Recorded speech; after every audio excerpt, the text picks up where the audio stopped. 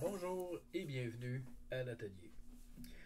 Aujourd'hui, courte présentation concernant la réparation de radio à l'intérieur de véhicules moteurs, donc radio d'auto. Et donc quand je parle de réparation, je parle de réparation au niveau d'un certain type d'affichage. Okay?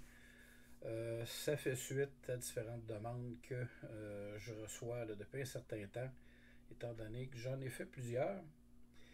Et tout ce que j'ai comme données actuellement, c'est quelques photos, en fait, que je vais pouvoir vous présenter.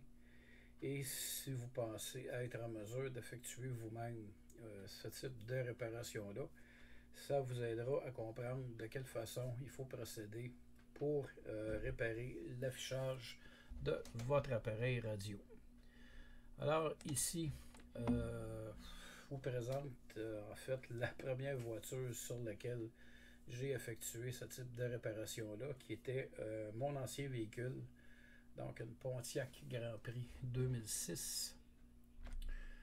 On constate ici, on va agrandir un petit peu, vraiment là, que l'affichage du radio s'effectue seulement à un endroit. Dans ce type d'affichage-là, ce qu'on retrouve en fait, c'est 3 ampoules en arrière, placées derrière une carte. Donc c'est de la rétro-réflexion, là, mais c'est placé à des endroits précis. Alors, première étape, évidemment, c'est d'enlever la radio de la voiture. Mais je dois par contre vous prévenir d'une chose, c'est qu'il y a certains modèles d'autoradio qui sont équipés de systèmes de sécurité.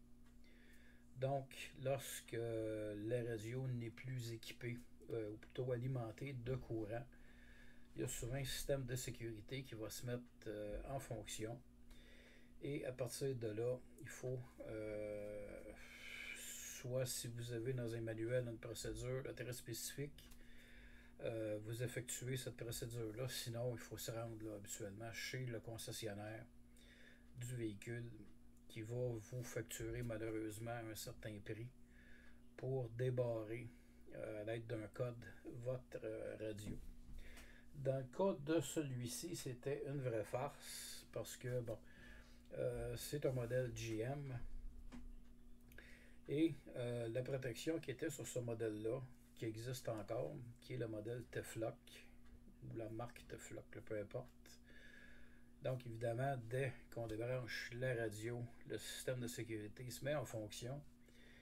Mais pour l'enlever, c'était d'une risée incroyable. Je ne vais pas tout vous raconter la procédure parce que ce type de radio-là existe encore sur le marché. Mais pour vous expliquer grosso modo ce qu'il fallait faire, lors de la réinstallation de l'appareil, il y avait certains boutons sur lesquels il fallait appuyer en même temps qui nous donnaient un code. À partir de ce code-là, il fallait appeler un ordinateur qui avait des commandes vocales appartenant à GM Canada. Et bon, ça requérait un autre code que je ne vais pas vous identifier.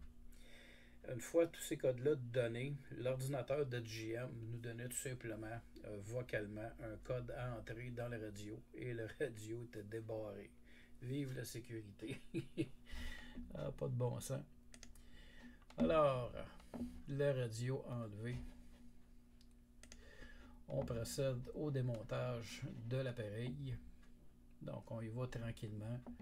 On va remarquer ici qu'il y a de la cire sur certains composants. Donc, on ne touche pas à ça. On n'enlève pas la cire.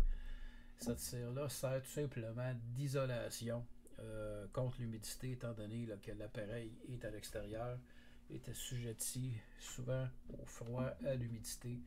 Donc, pour éviter l'éco-circuit dans certaines portions de la carte, on va tout simplement retrouver de la cire. Donc, on continue le démontage. Parce que ce type de radio-là, c'est par couche. Il y a une plaque derrière une plaque derrière une plaque. OK. Et on arrive finalement à la plaque rétroéclairante ici. Et bon, là, la plaque est à l'envers, donc c'est cette ampoule-ci et celle-ci qui est brûlée.